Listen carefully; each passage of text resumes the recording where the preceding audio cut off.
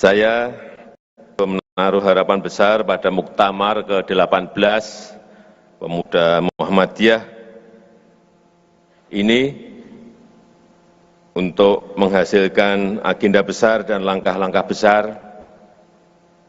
Mengapa? Yang pertama karena Muhammadiyah adalah nama besar, brand besar,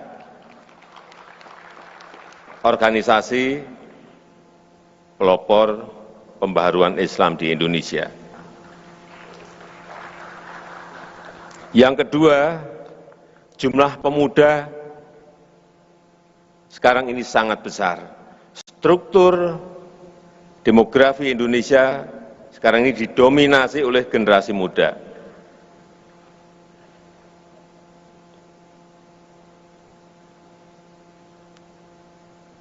Tahun 2023 jumlah penduduk kita sudah 280 juta.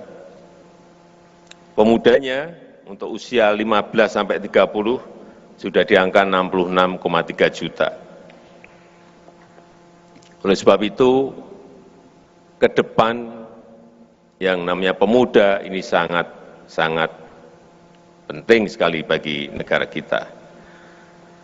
Karena bonus demografi yang kita dapatkan jangan sampai menjadi beban, tetapi mestinya menjadi modal kita untuk melompat maju menjadi negara yang adil, makmur, dan berkemajuan. Indonesia maju.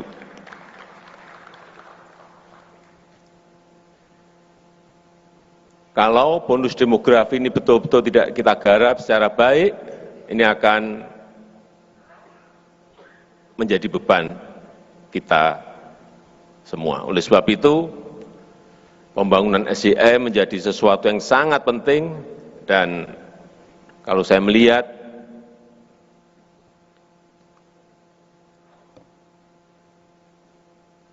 kenapa Korea Selatan, Taiwan, Jepang bisa melompat maju, dan ada negara lain di Amerika Latin, banyak negara di Amerika Latin dari tahun 50-an, tahun 60-an sudah menjadi negara berkembang, tetapi sampai sekarang juga tetap menjadi negara berkembang.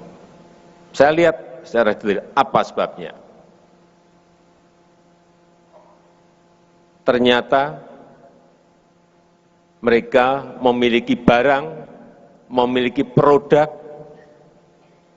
yang dihasilkan oleh SDM mereka yang menyebabkan negara lain itu tergantung pada dia. Jadi dengan sumber daya alam yang banyak, negara-negara di Amerika Latin tetap terus menjadi negara berkembang. Kita tidak mau seperti itu. Kita sekarang negara berkembang, tapi keinginan untuk menjadi negara maju itu harus. Dengan cara apapun, harus. Kembali ke Taiwan dan Korea Selatan. Kenapa mereka bisa melompat menjadi negara maju?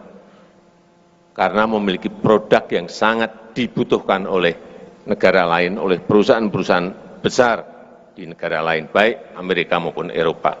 Korea Selatan itu memiliki yang namanya digital komponen, yang semua negara, semua perusahaan itu membutuhkan itu. Taiwan itu memproduksi yang namanya chip, yang semua negara, semua perusahaan besar itu membutuhkan dan tergantung pada mereka.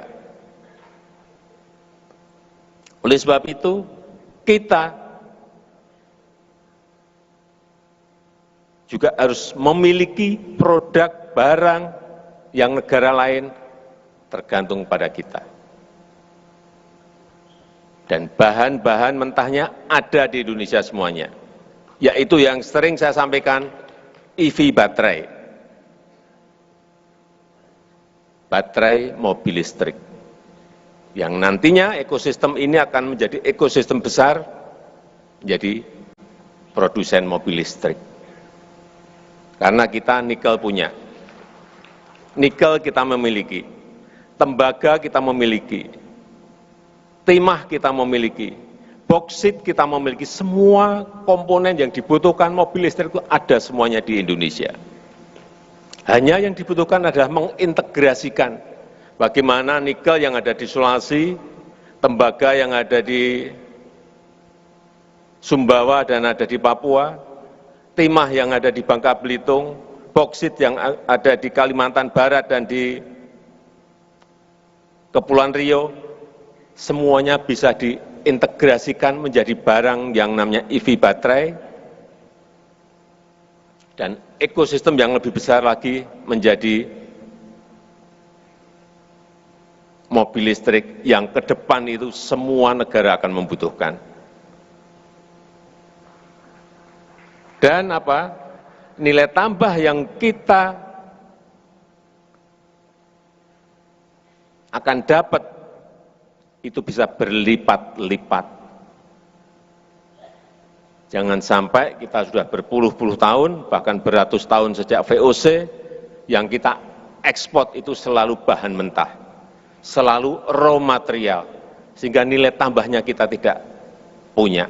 Saya berikan contoh satu saja, nikel.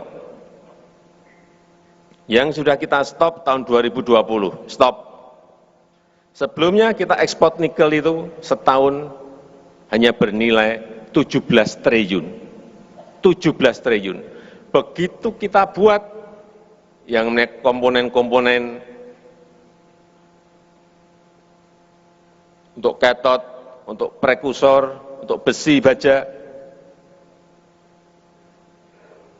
2022 ekspor kita sudah 450 triliun. Dari 17 triliun menjadi 450 triliun. Tapi ada yang menyampaikan pada saya, Pak, tapi kan yang dapat perusahaan-perusahaan besar. Dan yang dapat juga ada yang dari perusahaan-perusahaan asing. Ingat ya, negara ini tidak bisa memproduksi dalam artian ikut bergerak untuk mengurusi secara langsung. Meskipun kita memiliki BUMN ya, tetapi swasta pun itu juga menjadi aset kita. Kalau mereka memproduksi itu artinya apa? Dari 17 triliun menjadi 450 triliun itu, negara mendapatkan berlipat-lipat dari pajak perusahaan, dari pajak karyawan, dari royalti, dari penerimaan negara bukan pajak PNBP, dari biaya ekspor,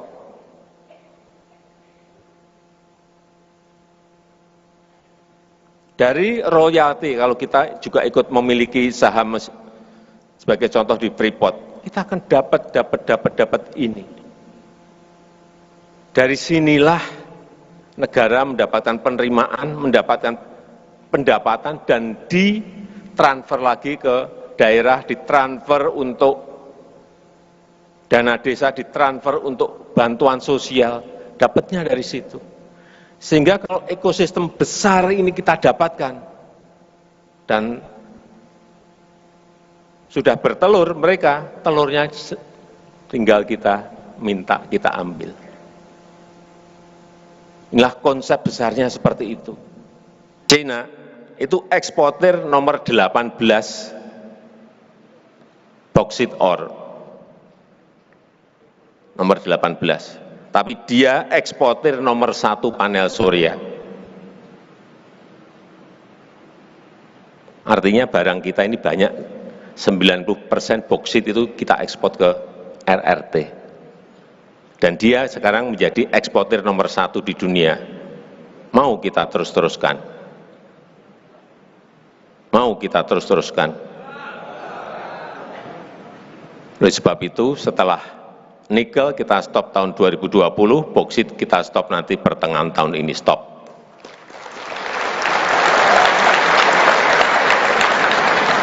Tapi kita masih ada persoalan besar satu.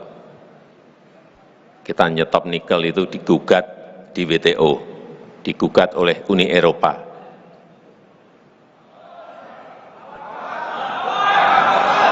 Jawabannya itu,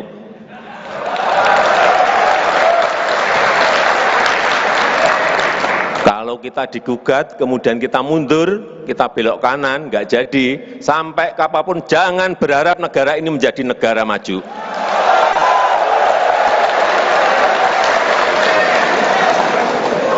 Gugat, kita sewa lawyer yang baik, tetapi kalah.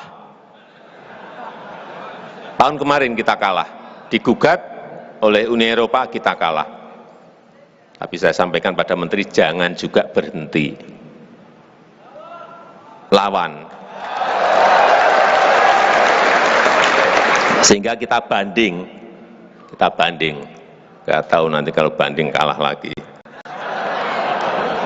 Tapi kalau kita belok, sekali lagi, jangan harap negara ini menjadi negara maju. Ini boksit nanti bulan Juni kita stop boksit. Nanti digugat lagi, kita pasti ada yang gugat lagi.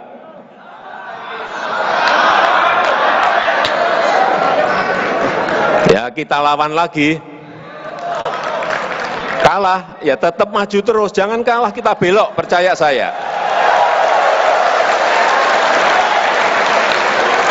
Karena dari sinilah, industri inilah yang akan menciptakan lapangan kerja yang sangat besar sekali. Sangat besar sekali. Setelah boksit, nikel stop, boksit stop, nanti tembaga stop, timah stop. Mau tidak mau, perusahaan-perusahaan besar, negara-negara besar nanti akan investasi di sini. Saya sampaikan waktu bertemu dengan Uni Eropa, Indonesia ini tidak menutup diri, kita itu terbuka. Tapi jangan paksa kita untuk mengekspor bahan mentah. Udah nggak mau kita. Kalau kamu ingin memproduksi katot, prekursor, panel surya, silakan datang ke Indonesia, kita terbuka. Kurang apa kita? Kamu boleh bekerja sama dengan perusahaan di Indonesia. Kamu boleh bekerja sama dengan BUMN Indonesia. Kamu juga boleh mendirikan sendiri di Indonesia. Juga tidak apa-apa, tetapi industrimu, pabrikmu itu ada di Indonesia, bukan ada di Eropa. Karena dari situlah kita akan mendapatkan sebuah manfaat yang sangat besar. Kesempatan kerja yang seluas-luasnya bagi rakyat kita. Larinya ke sana. Sekarang ini contoh peluang industri kalau kita melakukan hilirisasi.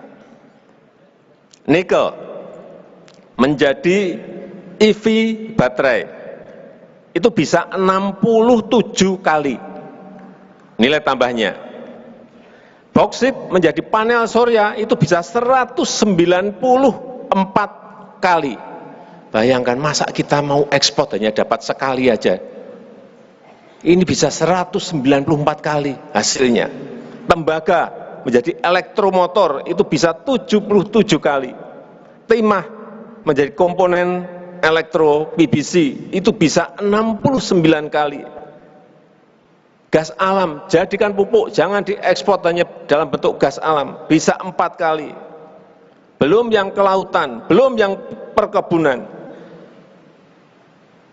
Mau kita terus-terusan kita ekspor bahan mentah? Enggak, stop.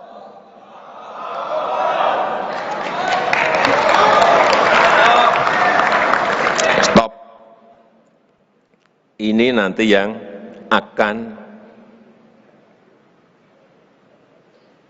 rakyat mendapatkan kesempatan kerja. Yang kedua, yang berkaitan dengan IKN Nusantara. Saya cerita sedikit.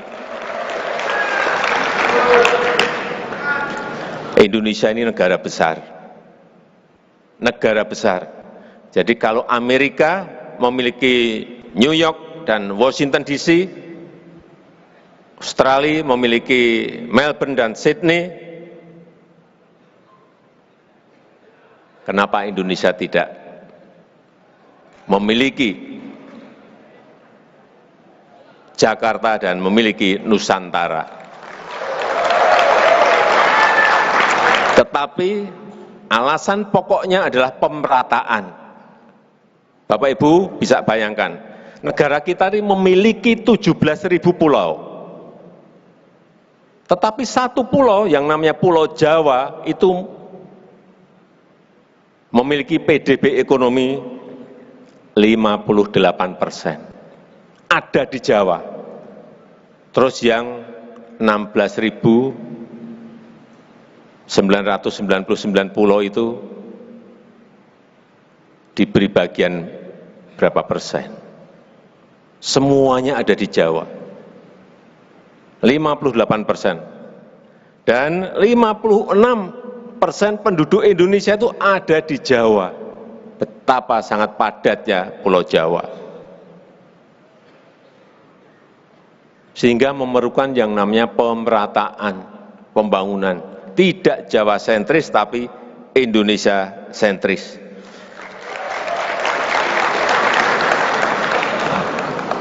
Dan yang perlu saya ingatkan, bahwa kita pindah ke ibu kota Nusantara ini, juga ini bukan gagasan saya, enggak. Ini sudah sejak Bung Karno tahun 60, Bung Karno sudah akan memindahkan ibu kota Jakarta itu ke Kalimantan, yaitu di Palangkaraya. Sehingga waktu FS itu juga, semuanya kita lihat lagi di titik mana yang paling baik untuk perpindahan ibu kota itu. Dan yang paling penting, kita ini juga bukan hanya sekedar pindah gedung kementerian, bukan itu, bukan fisiknya yang ingin kita pindah. Kita ingin memindahkan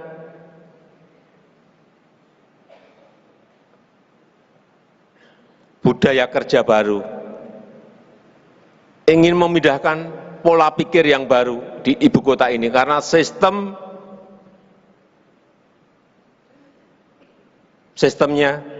sejak awal kita bangun, SDM-nya sejak awal kita siapkan, sehingga kita harapkan nanti ibu kota baru ini betul-betul sebuah ibu kota yang negara lain tidak memiliki. Negara lain tidak memiliki. Memang ini bukan pekerjaan yang hanya setahun, 2 tahun.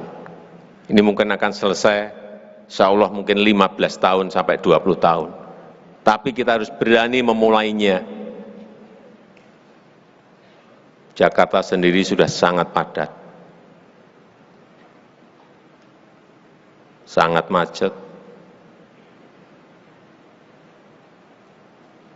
Tetapi Jakarta tetap akan terus kita perbaiki dan menjadi kota bisnis, kota pariwisata, kota ekonomi, dan Nusantara menjadi kota pemerintahan.